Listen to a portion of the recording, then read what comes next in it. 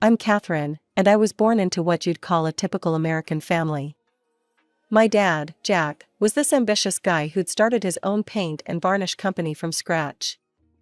Mom, Sarah, was your classic housewife, always busy with chores and gossip. And then there was my older brother, Tom, 5 years my senior and the apple of my mother's eye.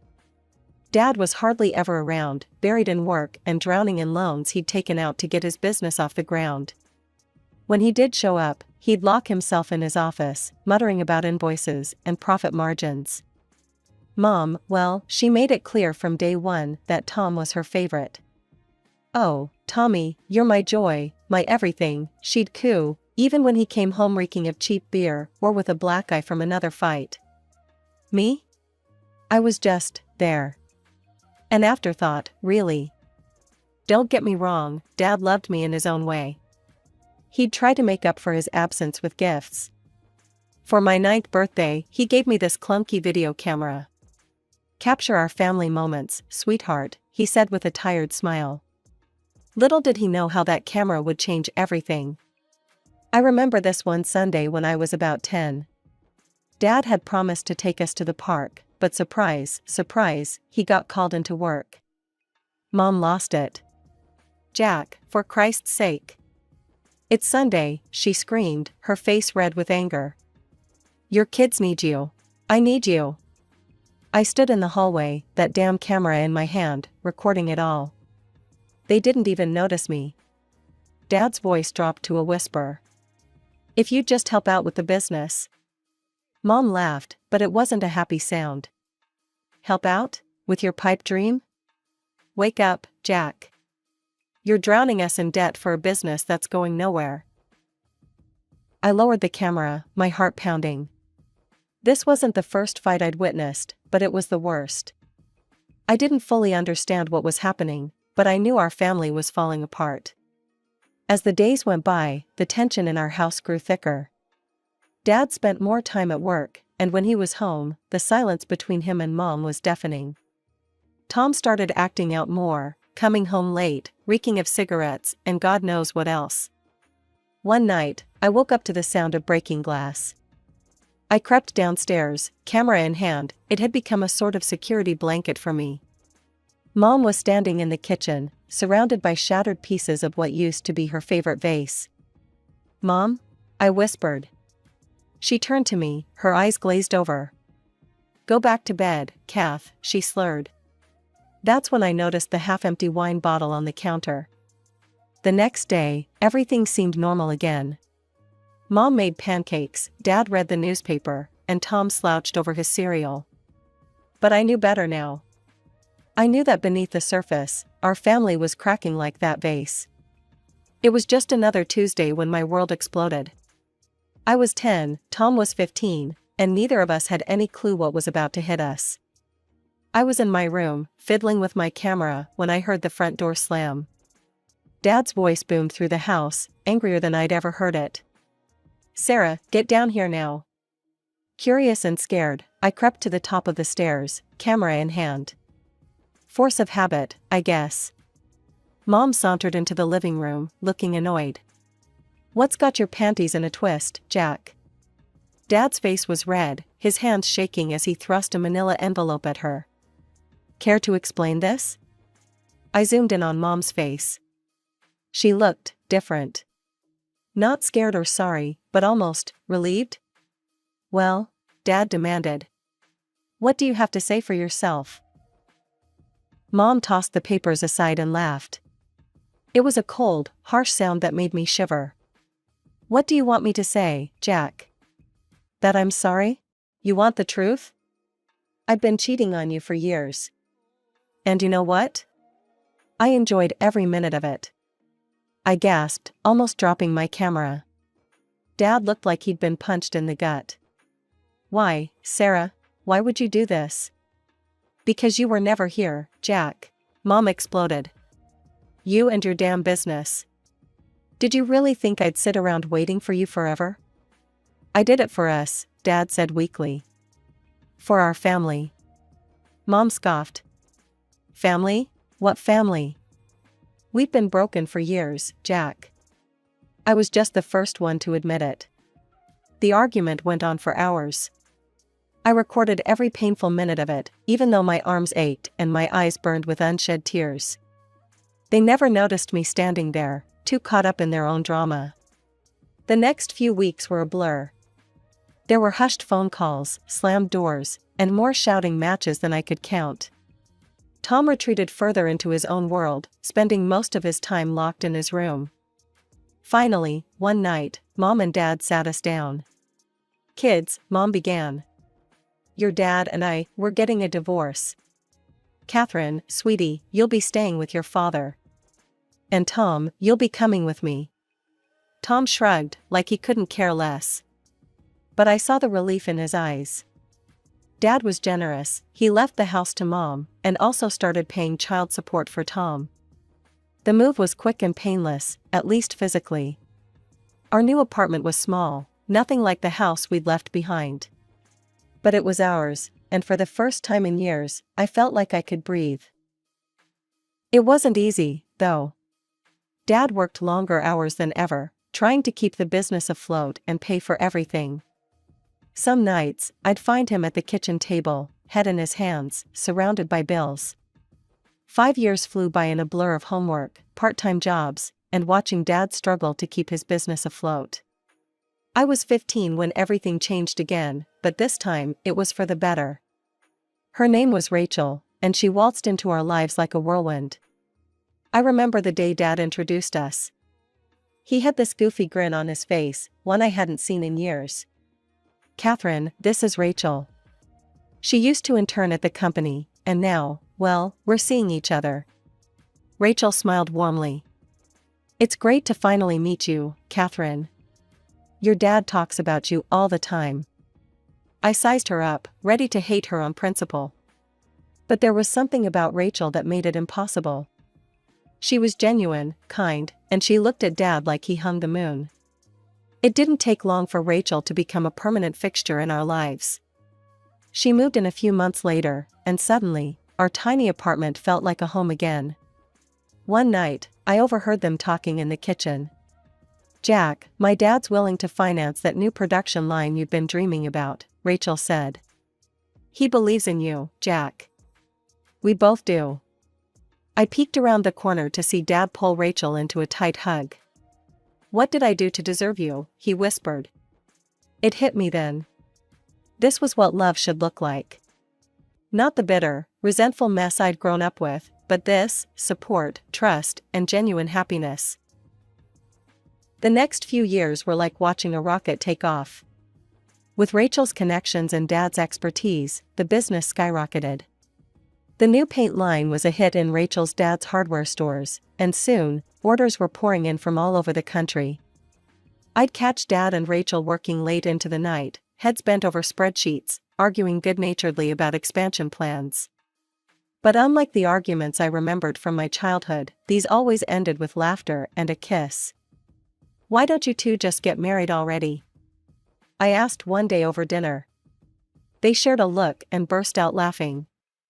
"Oh, sweetie," Rachel said, wiping tears from her eyes. "Our love doesn't need a government stamp of approval." I rolled my eyes, but I got it. They were happy, and that's all that mattered. As for me, well, I was doing pretty well too. I threw myself into my studies, determined to make Dad proud. When I graduated college, there was no question about what I wanted to do next. And just like that, we became an unstoppable trio. Dad with his industry knowledge, Rachel with her business savvy, and me with fresh ideas from college. We were unstoppable.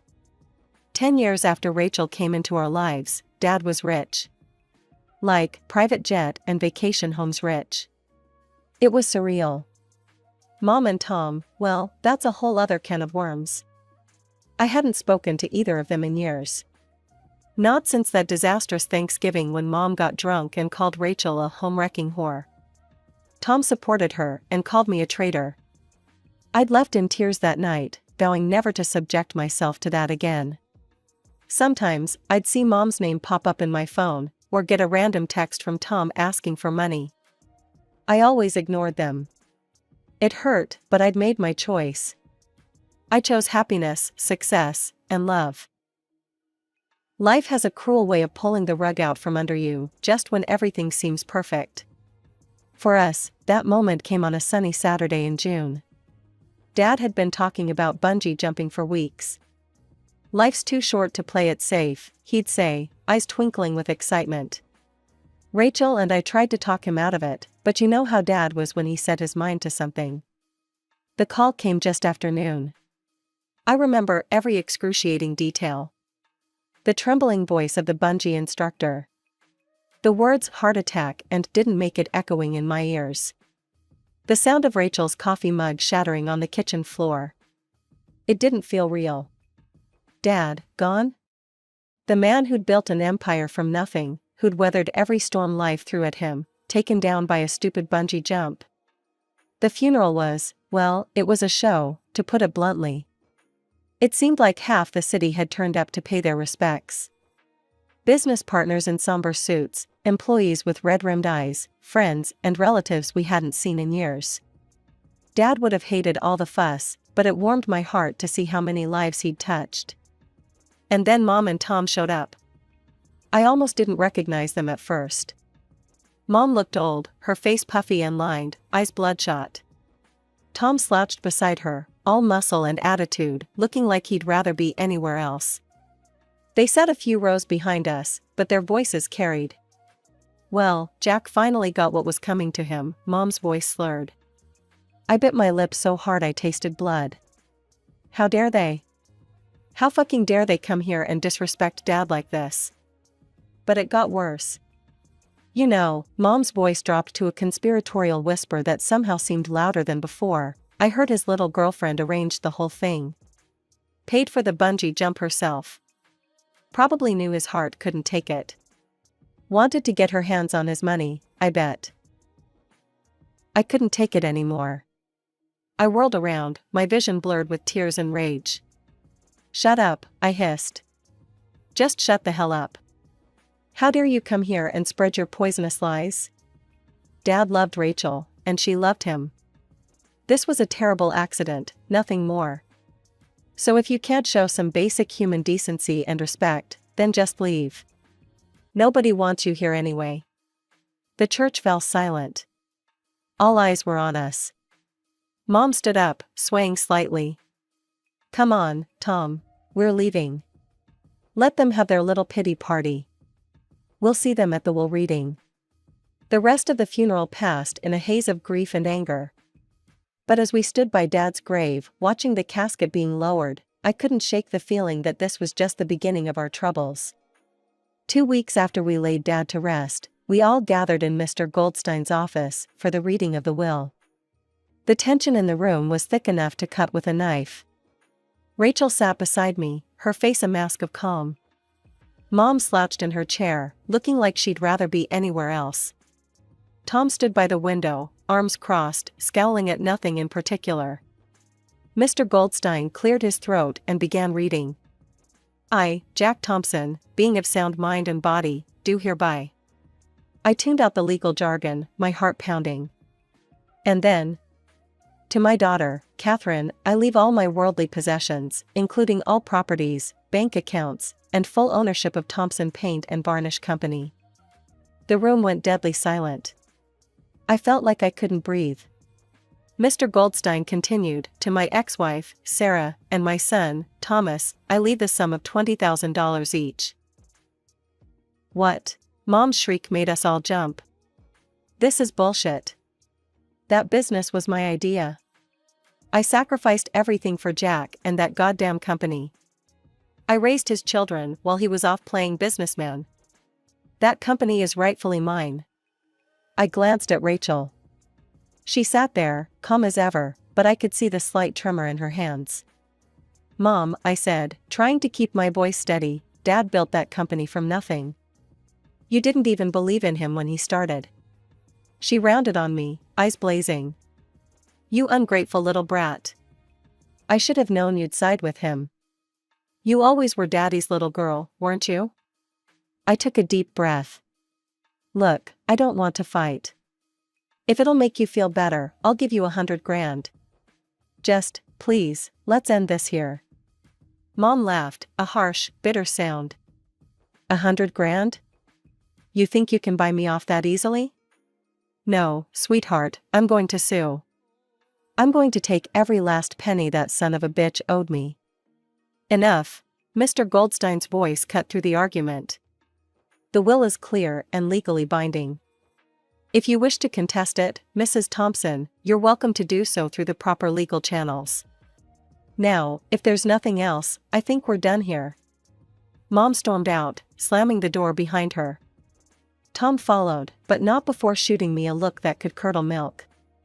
As Rachel and I left the office, I felt a weight settle on my shoulders. Dad's company, his legacy, it was all mine now. And apparently, so were his problems. After the disaster at Mr. Goldstein's office, Rachel and I retreated to Dad's, my penthouse. The silence was deafening as we both tried to process what had just happened. Rachel, I said, breaking the quiet. We need to talk about the business. I want you to have a part of it. 20%. Rachel's eyes widened in shock. Catherine, no, your father left it to you. It's yours. I shook my head. It's ours. You've invested so much in it, not just money, but time and energy. You helped build it into what it is today. It's only fair. Rachel's eyes filled with tears. Before I knew it, she had engulfed me in a tight hug. Thank you, she whispered. Jack would be so proud of you. We signed the papers that afternoon. It felt right, like I was honoring Dad's memory and securing our future all at once. But of course, Mom couldn't let us have even this small victory. The lawsuit came 2 weeks later. Mom was demanding the entire business and most of Dad's property. Her lawyer threw around phrases like marital assets and unjust enrichment, but it all boiled down to one thing: she wanted what she thought Dad owed her. The next few months were a blur of court appearances, depositions, and sleepless nights. Rachel and I threw ourselves into running the company, determined not to let Mom's vendetta derail everything Dad had worked for. In the end, the judge rejected Mom's claims. The will stood. I thought that would be the end of it, but I should have known better. It was during the final hearing that Mom's lawyer dropped the bomb. Your Honor, we've just learned that Ms. Thompson has transferred a significant portion of the business to Rachel Carson, the deceased's girlfriend. In light of this new information, we'd like to file a separate suit against Ms. Carson. My heart sank. I glanced at Rachel, who had gone pale. On what grounds? The judge asked, sounding as tired as I felt. Alienation of affection, Your Honor. We have reason to believe Ms. Carson engaged in an affair with the deceased years ago, leading to the breakdown of my client's marriage. I couldn't believe what I was hearing. It was a lie, all of it. But as I looked at Mom's triumphant face, I realized she didn't care about the truth. She just wanted to hurt us, to take what she thought was hers. As we left the courthouse that day, reporters swarmed us, shoving microphones in our faces and shouting questions. Ms. Thompson, did you know about your father's affair? Ms. Carson, how long were you involved with Jack Thompson? Is it true you're giving away your inheritance to your father's mistress? Rachel grabbed my hand and pulled me through the crowd. No comment, she repeated, her voice steady even as I could feel her hand shaking in mine. Once we were safely in the car, I broke down. I'm so sorry, Rachel. This is all my fault. If I hadn't given you part of the company. Stop, Rachel said firmly. You did nothing wrong. Your mother, she's hurt and angry, and she's lashing out. But we're going to get through this. Together. I nodded, wiping my eyes. Together, I echoed. As our driver navigated through the city traffic, I couldn't help but wonder, how much more would we have to endure before this was over? And at what cost? The day of the trial arrived, and I felt like I was going to be sick. The idea of testifying against my own mother made my stomach churn, but I knew it was necessary. Rachel deserved justice, and Mom needed to face the consequences of her actions. As I sat in the witness stand, I could feel Mom's glare burning into me. But I focused on Rachel's encouraging smile and found the strength to speak. "Your Honor," I began, my voice surprisingly steady, "I have evidence that directly contradicts my mother's claims." The courtroom fell silent as I explained about the old videos I'd found. With shaking hands, I presented the tapes to the court. The first video played, showing a much younger version of my parents in our old living room. Mom's voice, slurred but clear, filled the courtroom. "You want the truth, Jack? Fine. I've been cheating on you for years. And you know what? I don't regret it one bit." I couldn't look at Mom, but I heard her sharp intake of breath. The video continued, laying bare all of her infidelities and lies. Next, I presented the detective's report Dad had kept. It detailed Mom's affairs with dates, times, and photographic evidence. "As you can see, Your Honor," I concluded, "my mother's claims of my father having an affair with Rachel are completely false. In fact, it was my mother who was unfaithful throughout their marriage." The judge's face was grim as he reviewed the evidence. Mom's lawyer looked like he wanted to sink into the floor. When the verdict came, it was decisive. The judge not only dismissed Mom's case against Rachel, but also ordered her to pay all legal fees. Mom didn't take it well. She insulted Rachel and me, saying things you wouldn't expect to hear from your own mother. She continued her tirade, spewing profanities until the judge had no choice but to fine her for contempt of court. As the bailiffs escorted her out, she turned to me, her eyes blazing with hatred. "This isn't over, Catherine. You'll regret this, I swear to God."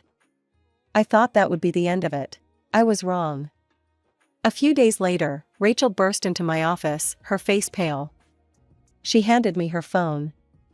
On the screen was Mom's Facebook page, filled with posts about our company. "Thompson Paint is drowning in debt," one post screamed. "Catherine Thompson is running it into the ground." Another claimed, "Inside source reveals, Catherine Thompson planning to flee to Mexico with company funds." We spent the next 48 hours in crisis mode.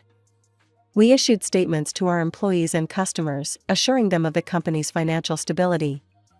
Our legal team drafted a cease and desist letter to Mom, threatening a libel lawsuit if she didn't retract her statements. To my surprise, it worked. Maybe Mom finally realized she'd gone too far, or maybe she just ran out of fight. Whatever the reason, she posted a retraction the next day.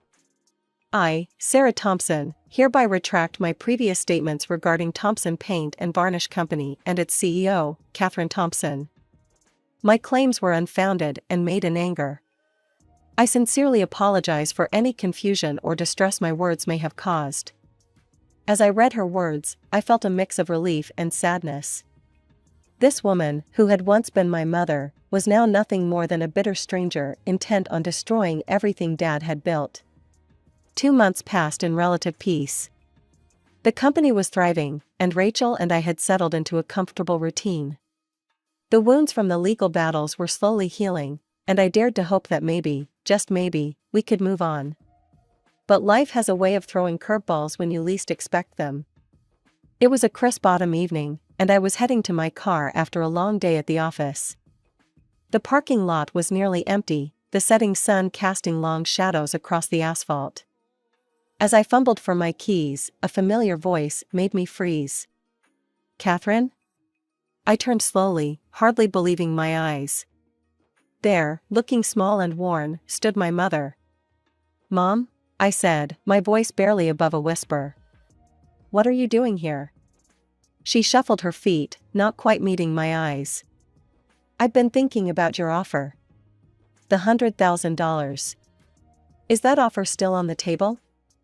I take it and leave you alone." For a moment, I was speechless.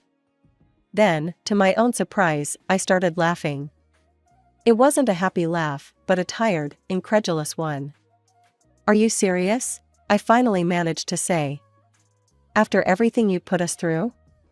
The lawsuits, the slander, the lies?" Mom's face hardened. "Now listen here, young lady." "No, you listen," I cut her off, feeling years of pent-up frustration pouring out. "That offer expired the moment you decided to drag us through court. It's gone, Mom. Just like any respect or affection I had left for you. She paled, then flushed with anger. You ungrateful little. I'm not finished, I said, my voice cold. If you ever try to threaten me or slander our company again, I will sue you for every penny you have left. And trust me, I'll win. Without waiting for a response, I got into my car and drove away, watching her shrinking figure in my rearview mirror. It felt like the end of a chapter, but also the beginning of something new. The next few weeks were a whirlwind of activity. Rachel and I threw ourselves into work, expanding the company in ways Dad had only dreamed of. We launched a new eco-friendly paint line, opened 3 new factories, and even started a scholarship program for aspiring young entrepreneurs. Through it all, Dad's memory was our guiding light. We kept his photo on the wall of our main conference room, a constant reminder of where we came from and what we were working towards. Dad was gone, but his legacy lived on through us. Through the company he'd built from nothing, through the love he'd shared with Rachel, and through the strength he'd instilled in me. And as for me and Rachel? We were more than just business partners. We were family. Bound not by blood, but by love, respect, and a shared dream.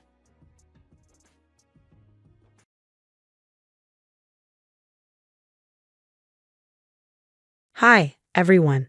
I'm Harper, a 32-year-old single mom to the most amazing little fighter, my son David. Every morning starts at 6 a.m., medications, stretching exercises, and getting him ready for the day. Mom, you're the best stretcher in the world, he always says, making me laugh, even on the toughest mornings. My dad, Matthew, has been our rock ever since David's dad walked out after learning about his diagnosis.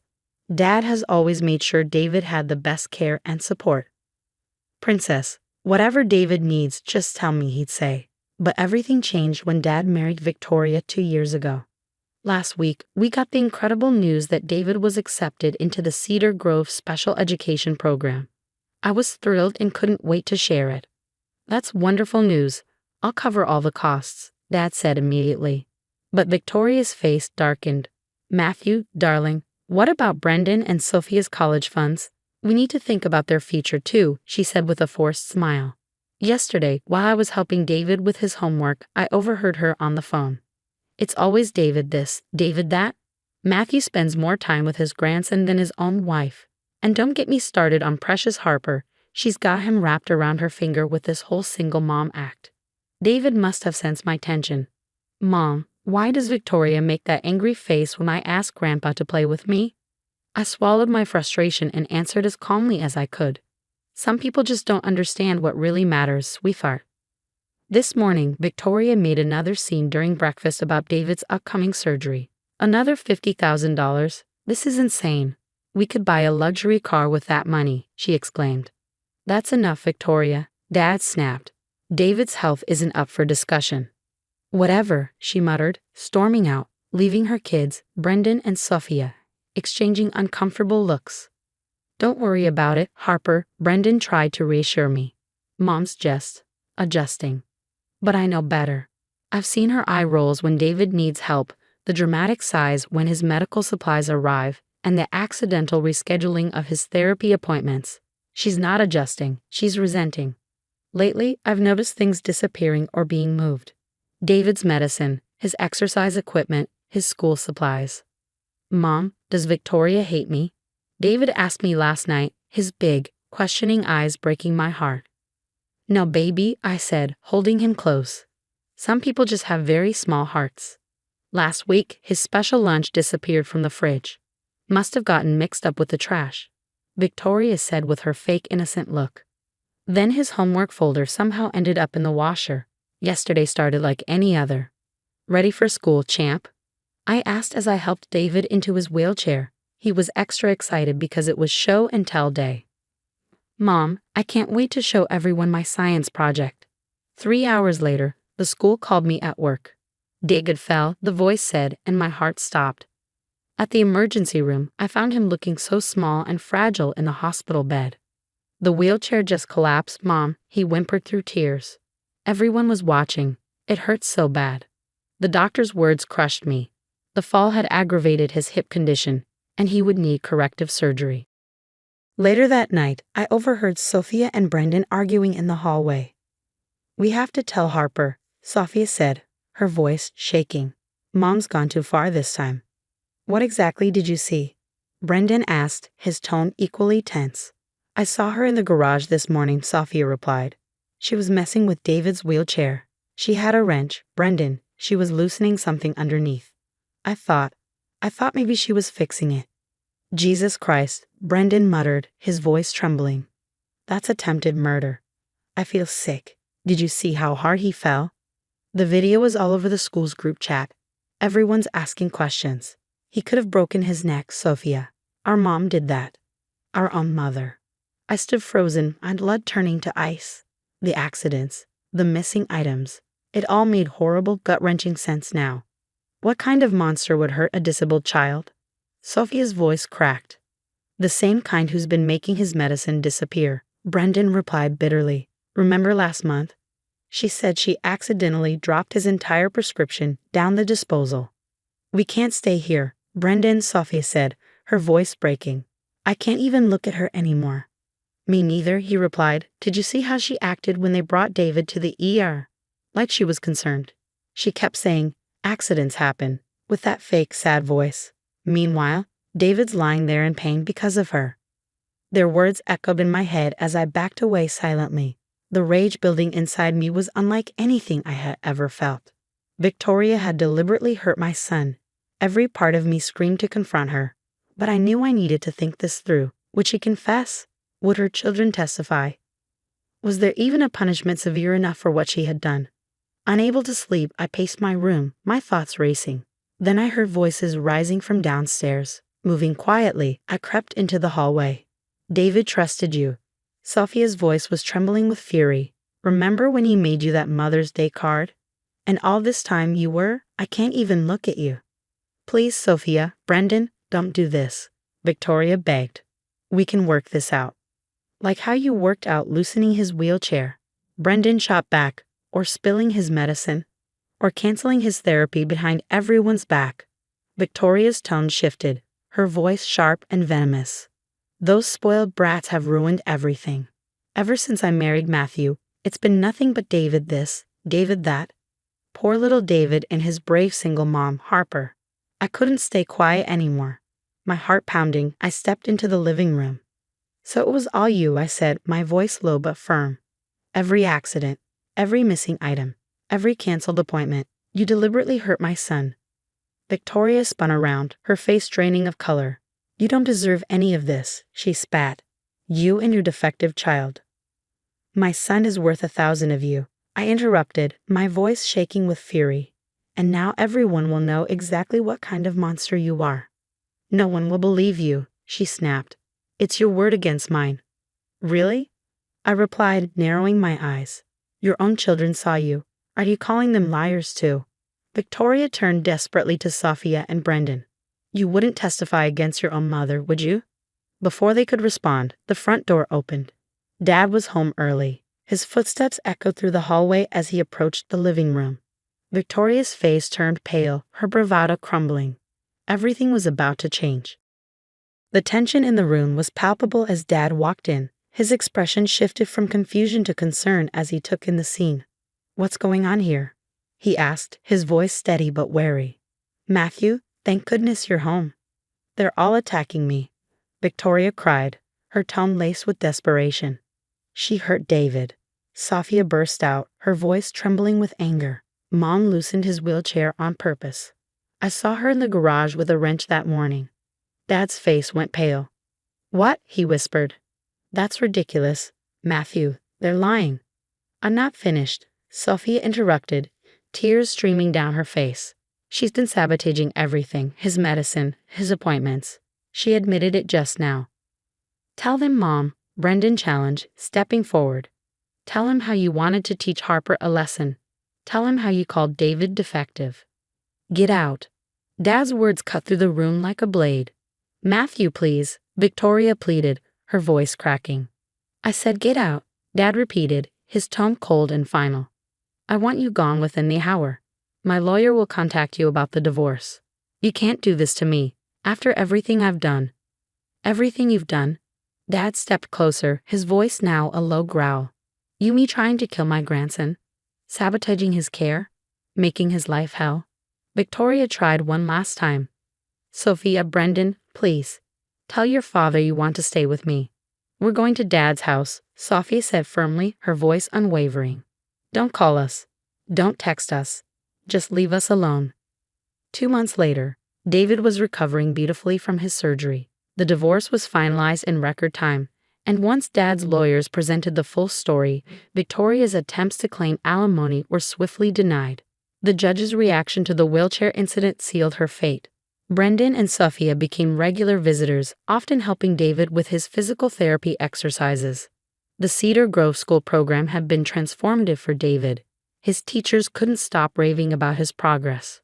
He was making friends, his confidence was soaring, and last week, he even won the school science fair with a project on adaptive technology.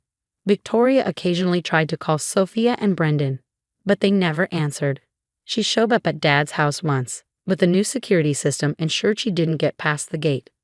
David's laughter echoed through the house one afternoon as Brendan pushed him in his wheelchair, which they jokingly called their victory lap. Sometimes the best revenge isn't about getting even, it's about rising above. It's about building something beautiful from the ashes of betrayal.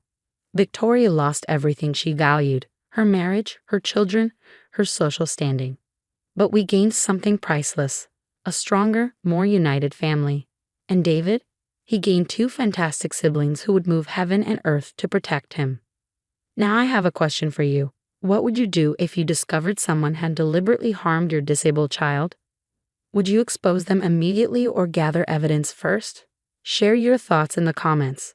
Did Victoria's kids make the right choice by leaving her immediately, or should they have tried to help her change?